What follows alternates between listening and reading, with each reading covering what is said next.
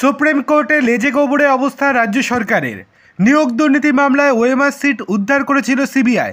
তার বিশ্বাসযোগ্যতা নিয়ে প্রশ্ন তোলেন চাকরিচ্যুতদের আইনজীবী। বৃহস্পতিবারের শুনানিতে এই নিয়ে প্রধান বিচারপতি বলেন, 65B নিয়ে ভ্রান্ত ধারণা হয়েছে। আসল ওএমআর সিট নষ্ট করা হয়েছে। 65B করলে বোঝা সম্ভব হার্ড ডিস্ক থেকে কি ডাউনলোড করা হয়েছে আর কি আপলোড করা হয়েছিল, এর সঙ্গে প্রমাণের কি সম্পর্ক। 65B করে বোঝা সম্ভব নয় সার্ভারে তথ্য কারচুপি করা হয়েছে। শুনানির একটি পর্যায়ে প্রধান বিচারপতি জানতে চান ওএমআর সিট নষ্ট করা হয়েছিল কিনা, এর নিয়মই বা কী।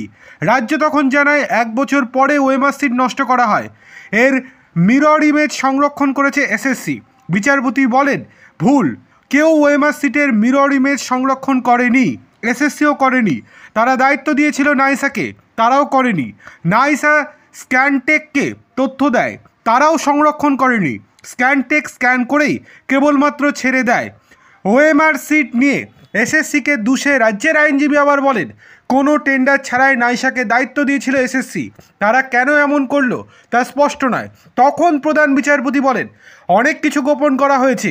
একটা জিনিস পরিষ্কার, আসল ও স্ক্যান ওএমআর সিট এক নয়। সব মিলিয়ে ওএমআর সিট নিয়ে সুপ্রিম কোর্টে বড় বিপদে পড়ল মমতা বন্দ্যোপাধ্যায়ের রাজ্য সরকার, তা বলাই বাহুল্য।